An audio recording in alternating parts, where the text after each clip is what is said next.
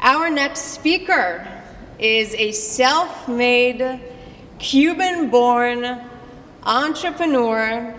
She's also a healthcare advocate. She's also going to share her incredible personal story, which she gave me a little hint of, and let me tell you, it's quite a story. We also know that you are a great supporter of healthcare and life science, which you would like to make accessible for all. Of course, I'm talking about Nancy Torres Kaufman, Chairman and Corporate Strategist at Beacon Pharmaceuticals. Nancy, please, the stage is yours.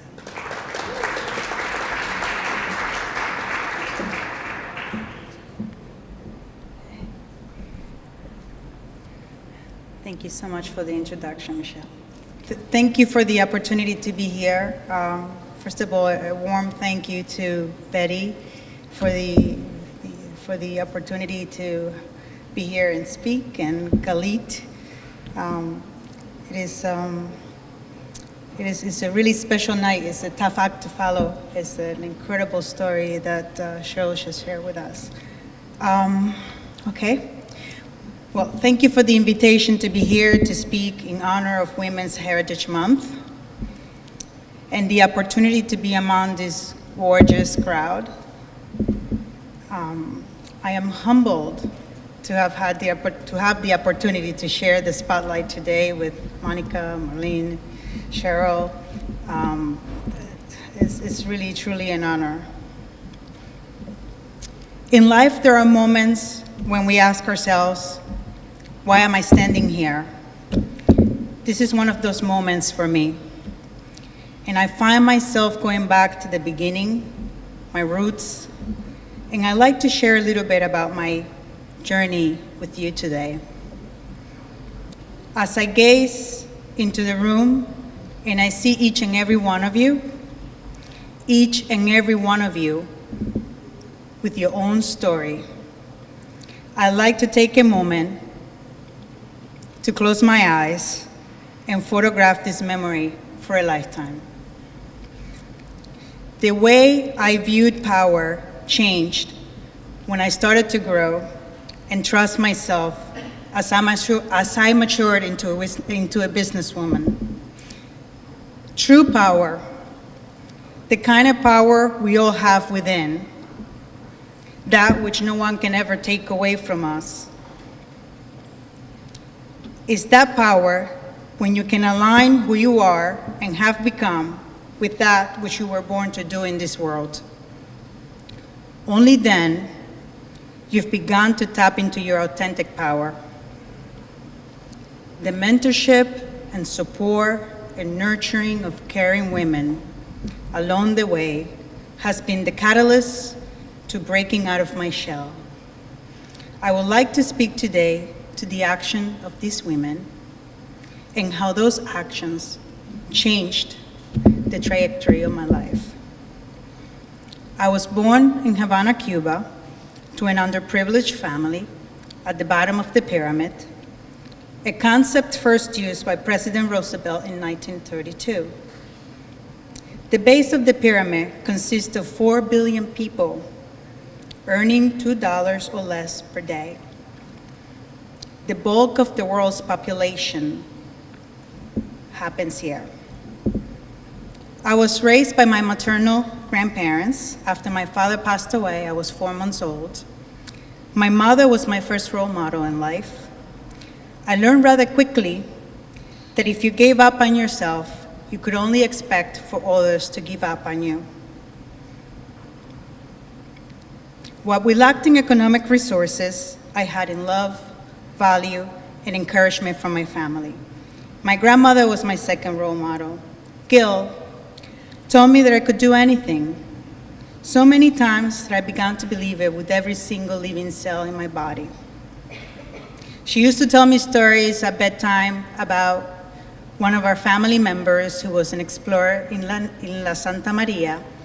And then she used to tell me stories about 5 brothers who left Germany and went on to transform the banking industry in Europe. I was an adorable kid. No, really, I have the pictures to prove it. but I was shy. I was shy beyond shy. At the age of 3, I was diagnosed with a condition today recognized as selective mutism. For those who don't know what selective mutism is, for me it meant that I could think the most eloquent, perhaps the most outrageous things, but I was unable to verbalize it or articulate it. That made it so I could barely be able to relate to my contemporaries. I survived my formative years in school because my teacher, Gladys, took special interest in me. I was fascinated with Pangea, I was amused with biology, and I had a knack for taking things apart. Yes, every electronic in my house was taken apart, but for me, I enjoyed the unprecedented challenge of putting it back together without anyone noticing.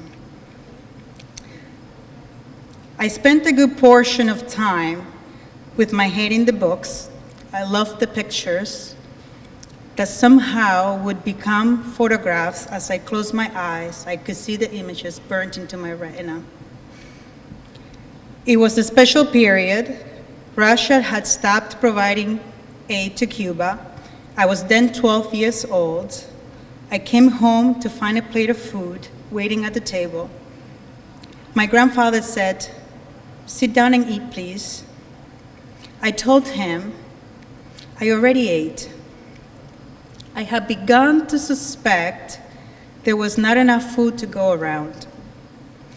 That night, I saw them share that plate of food while I was pretending to be fast asleep and still very hungry. After that night, there were many nights of brown sugar water and bread for dinner. I had to face the reality of what I had been suspecting. My grandparents had been neglecting their needs to provide for mine. My first thought was, how can I help them? In 1994, at the age of 14, I built a makeshift raft to escape from Cuba. For those who are good at arithmetic, I just gave away my age.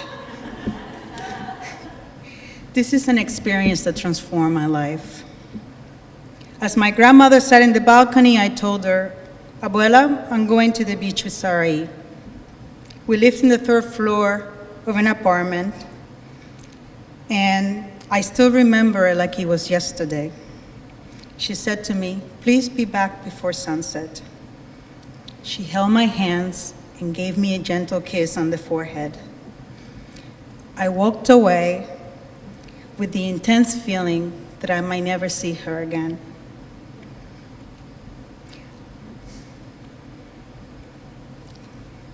Every single step of the descent to the street was in slow motion. And as I walked outside, I stared up to the 3rd floor balcony, and my grandmother was there, waving at me. So I waved goodbye. I arrived at the beach. My gift of gab didn't secure me a place in someone's boat. I was a liability. Statistically, for every person that made it, one perished. That day, I spent the entire day at the beach doing what I do best, reverse engineering everyone's boat. The following morning, I set out to buy my own materials to build my own raft: styrofoam, planks of wood, rope, 2 inner tire tubes, and a rusty old compass. After my raft was almost ready, 4 kids came by, and we negotiated that they would add their materials to mine, and together, with bread and water, we ventured together to improve our chances. We finished construction in the afternoon and left on our journey at sunset. We drifted into the ocean with the tide, and we rode until we could no longer see the land. The water was calm, and the moon was new. With the sunrise the following day, the sight of sharks, abandoned rafts, and a floating pacifier setting the tone for the endeavor. 57 hours into our journey, our inner tire tubes began to deflate, and the raft started to sink. A helicopter spotted us, and we were rescued and took us to the International Water Coast Guards. I was ferried to the U.S. Vicksburg, a 667-foot Navy destroyer. Was on the boat for 2 days. We docked on American soil, and we were in Guantanamo Bay. I was back where I had started, in Cuba.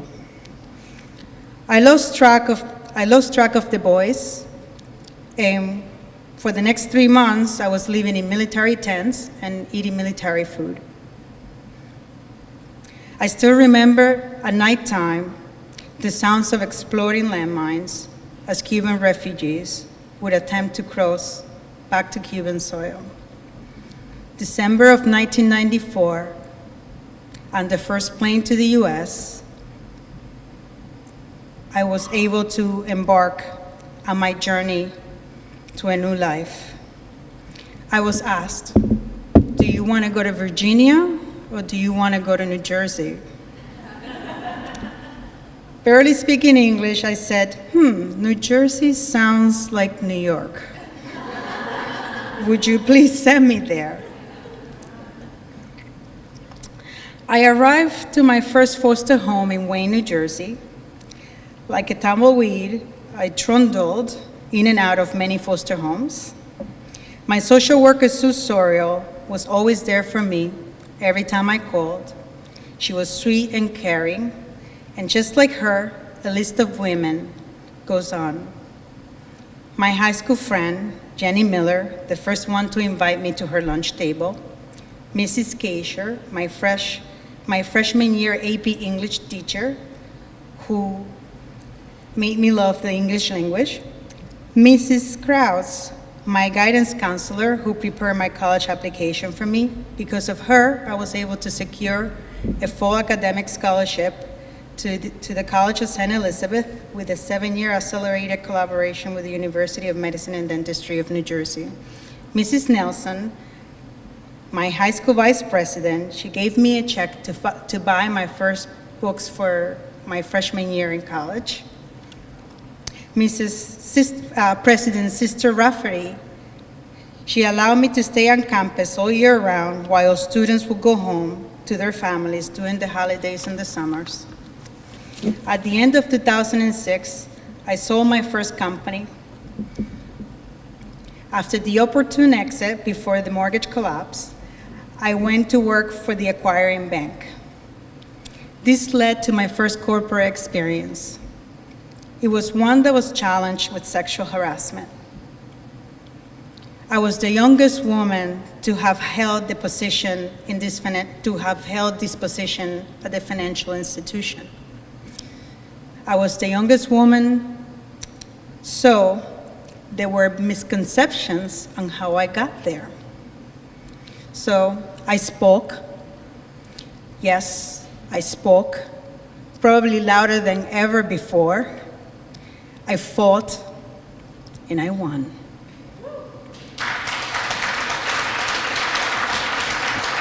And so I made a promise to myself. I promised myself I will always strive to create my own opportunities where I would be in control.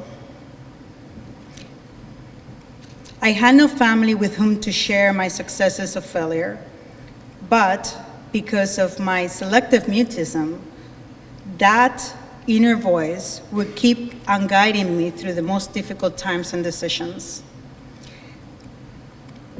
The mortgage industry collapsed, making way for a new career path for me. A mentor is someone who challenges you to reach newest heights and to overcome your fears. Yoli McCausland imparted work ethic. I learned the art of closing billions in mergers and acquisition deals, working 16-hour days while going for my MBA. I learned how to show appreciation to the team, which without, nothing would be possible. Jasmine Baez, unconditional support, friendship, and loyalty. Faith, hope, consolo. You got to have faith. A friend who made me realize the value of time. Time you can never get back, Nancy. I miss her. The ultimate mentor is a strong, smart, nurturing one. My friend, my sister, Eve Orlan Meyer, who I met at a Hadassah speech. She has taught me about the inner strength that keeps you going when you should really stop. She has taught me about understated elegance and how less is more. And most importantly, how to try and be comfortable while delivering a speech. I realized I had to change the way I saw myself in the world, and that's where true empowerment comes. What I believe to be my limiting factor thus far have been the key to my success all along. As Oprah Winfrey said once in her speech, "From whom too much is given, much is required." My dream as a child was to become a maxillofacial reconstructive surgeon. I have wanted to travel the world fixing hair lips and cleft palates, transforming the lives of every child who ever felt inadequate because their inability to speak. But I could not take the sight of blood. So that made me ill-suited to become a surgeon. I left my scholarship and I went into finance. In 2010, I started Beacon, an advisory boutique firm, which shortly evolved into a family office with focus on socially conscious and impact investments. Soon after our funding, we started to share deal flow with 4 prominent European families and due diligence investments and seeking opportunities in life science, biotech, and healthcare. Healthcare is a basic human right. At least I grew up believing so. In 2017, Beacon Pharmaceutical was born. The marriage of healthcare, finance, and globalization. After positioning the family office for various exits in 2017, I decided to leverage the experience and focus on building awareness around healthcare while reducing the cost of research and development and expanding access to therapeutics. Beacon Pharmaceuticals' ultimate vision is a decentralized healthcare platform of pharmaceutical products, medical services for the pyramid. And yes, including those at the base. True empowerment comes when every individual makes a decision. That decision is, how am I going to use myself? How will I use everything I've been given to serve that which is greater than myself? Our legacy is in every life that we have touched and will touch. As you can see, I'm a living illustration of this. Thank you for being my inspiration today.